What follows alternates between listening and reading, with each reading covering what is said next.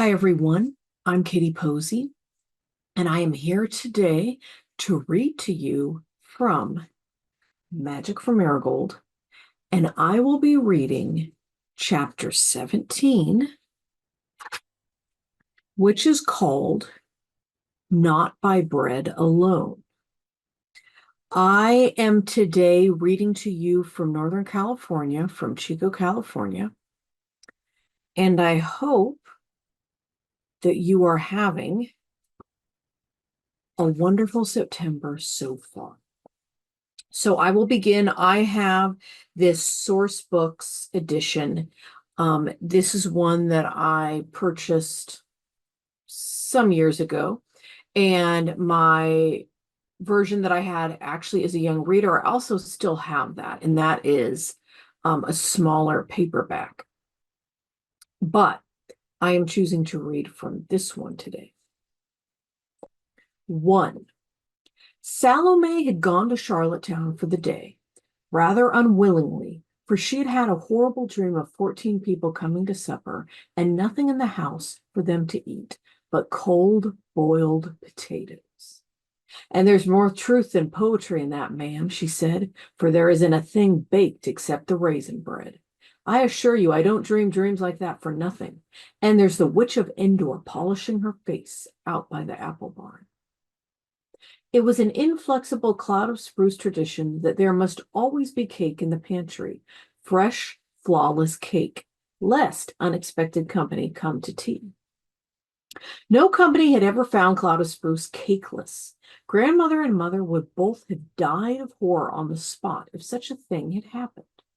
Kingdoms of Europe might rise and fall, famines might ravage India, and revolutions sweep China.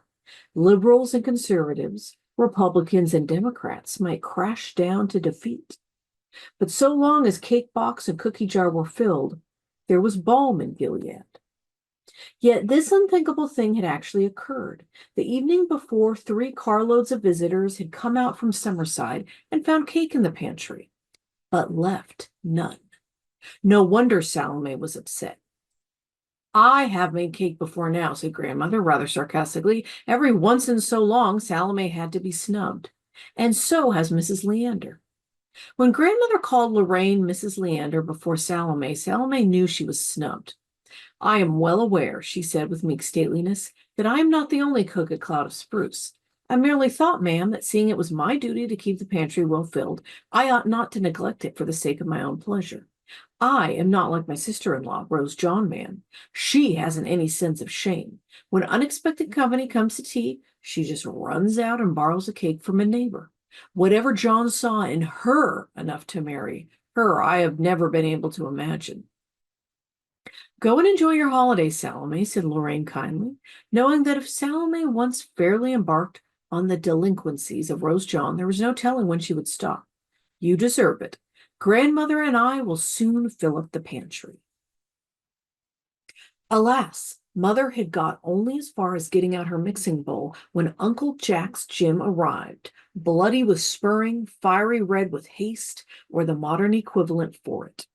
Great Uncle William Leslie was dying at the head of the bay, or thought he was, and he wanted to see Grandmother and Leander's wife. They must lose no time if they were to get there before he died. It was a tragedy. I have never, said Grandmother in a tone of anguish as she tied on her bonnet, gone away from home and left absolutely no cake in the house. Surely no one will come today, moaned Mother, equally wretched. Really, it was a most inconvenient time for Great Uncle to die. Don't forget to feed the cats, Grandmother told Marigold, and mind you don't go wandering in Mr. Donkin's hill pasture. He's turned his oxen there. That's not his oxen, Marigold. That's his old red bull. Grandmother would have died before she would have said the word bull aloud. She drove away with Uncle Jack's Jim, sadly wondering what the young people of this generation were coming to. Apart from that, she did not worry over leaving Marigold alone. Marigold was 11 now and tall for her age.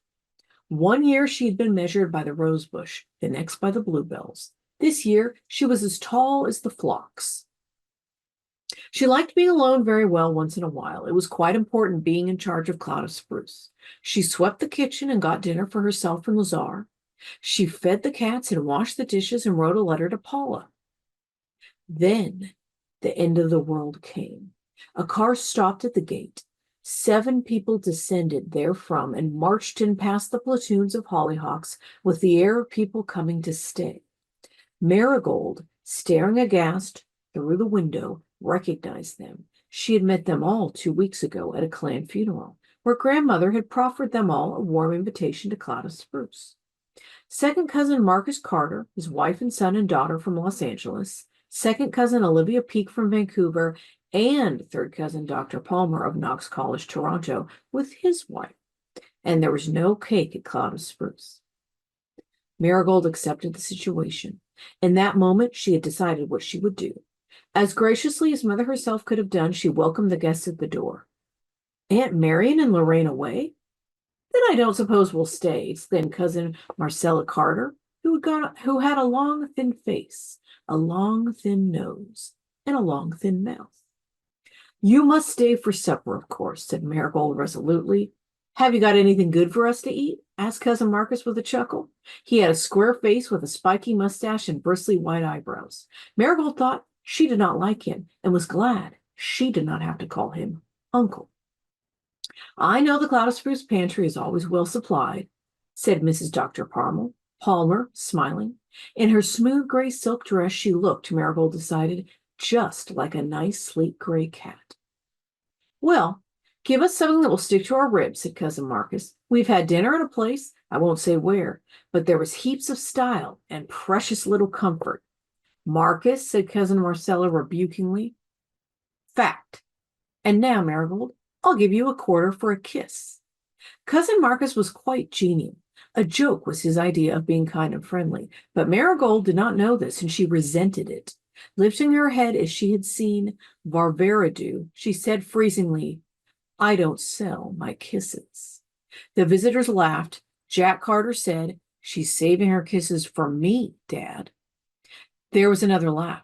Marigold shot a furious glance at Jack. She did not like boys, any boys, and she at once hated Jack. He was about 13 with a fat moon face, straight whitish hair parted in the middle, staring china blue eyes, and spectacles. Under ordinary circumstances, Marigold could and would have annihilated him with ease and pleasure. She had not sparred with Tommy Blair 4 years without learning how to handle the sex, but a Cloud of Spruce hostess must not show discourtesy to any guest. She's got a nice mouth for kissing, anyhow, said cousin Marcus, more genially than ever. Phew. Marigold left her guests in the orchard room and flew to the pantry. She was breathless with excitement, but she knew exactly what was to be done. There was plenty of cold boiled chicken and ham left over from the previous day.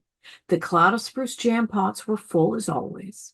Cream galore for whipping, but hot biscuits, there must be hot biscuits, and cake. If Marigold had been asked if she could cook, she might have answered like canny great-uncle Malcolm when asked if he could play the violin. He couldn't say he had never tried.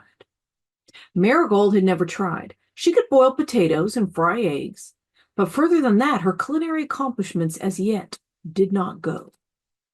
But she was going to try now. She had the Cloud of Spruce cookbook, and she'd helped Salome and Mother scores of times, looking forward with delight to the time when she would be allowed to do it off her own bat. She clasped floury hands over the cake bowl. Oh, dear God, I think I can manage the biscuits, but you must help me with the cake. Then she proceeded to mix, measure, and beat. To make matters worse, Jack appeared.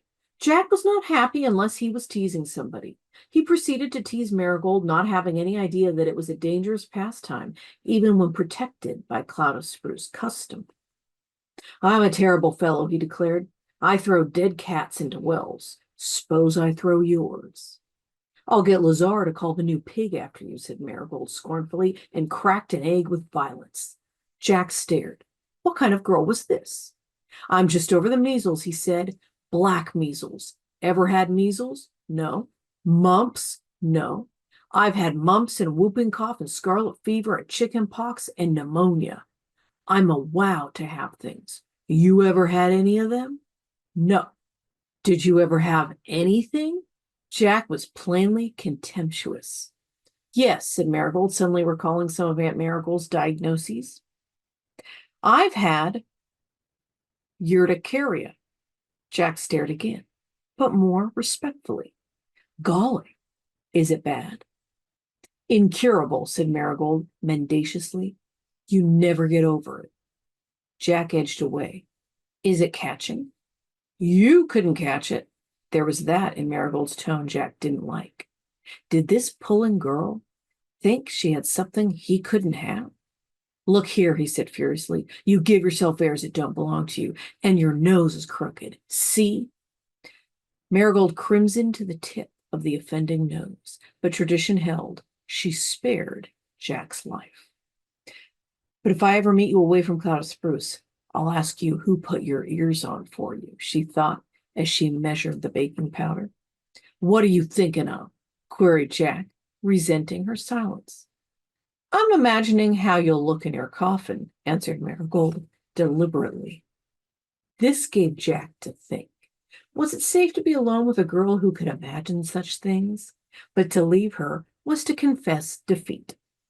In 5 minutes by that clock, I'm going to kiss you, he said with a fiendish grin. Marigold shuddered and shut her eyes. If you do, I'll tell everybody at supper what a sweet-looking baby you were. That got under Jack's skin. He wished he was well out of the pantry and the presence of this exasperating creature. He shifted to a new point of attack. My, but I'm sorry for the man you're going to marry. Marigold cast her dish into the winds. Oh, never mind, she said. Your wife will be able to sympathize with him. Don't waste your breath now, drawled Jack. It's my breath. Think you're smart, don't you? I don't think it. I know it, retorted Marigold, beating her cake batter terrifically. After all, you're only a female, said Jack insolently. I heard you pinned a dishcloth to a minister's coat once, said Marigold. But the minute she said it, she knew she had made a mistake. He was proud of it. What are you two young divils up to? Demanded Cousin Marcus, peering in at the door. Oh, fond of the boys, I see, Marigold. Come along, Jack. Lazar is going to show us the apple orchard. Jack, as relieved to be rid of Marigold as she was to be rid of him, vanished. Marigold breathed a sigh of thanksgiving. Oh, would her cake be all right? That wretched boy had bothered her so. Had she put in the baking powder? The cake was a gorgeous success. Marigold was a Leslie, and besides, there was Providence, or luck. It was a delicious, feathery concoction with whipped cream and golden orange crescents on it, the special company cake of Cloud of Spruce, and Marigold had just as good fortune with her biscuits. Then she set the table with the hemstitch cloth and grandmother's best coal port. Every domestic rite of Cloud of Spruce was properly performed. The ham was sliced in thin pink slices. The chicken platter was parsley fringed. The white cake basket with the china roses round it was brought out. The water in the tumblers was ice cold. 3. And now I will read from this edition of Magic from Marigold. This is not my childhood edition, but another edition that I picked up. This one was published in, this is Grosset and Dunlap, published, copyright 1929.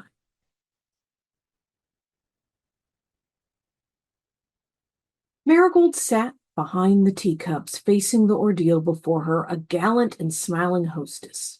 She could feel her pulses beating to her fingertips. If only her hands would not tremble. She steadied her legs by twisting them around the rungs of the chair. Cousin Marcus did what in him lay to rattle her by conjuring her not to fill the cups so full of tea that there wasn't room for cream, as mean Aunt Harriet always did. And Dr. Palmer helped the chicken so lavishly that she broke out into a cold perspiration lest there shouldn't be enough to go round. Mrs. Dr. Palmer took cream and no sugar, and Dr. Palmer took sugar and no cream, and Cousin Marcella took neither, and Cousin Marcus took both. Cousin Olivia took cambric tea.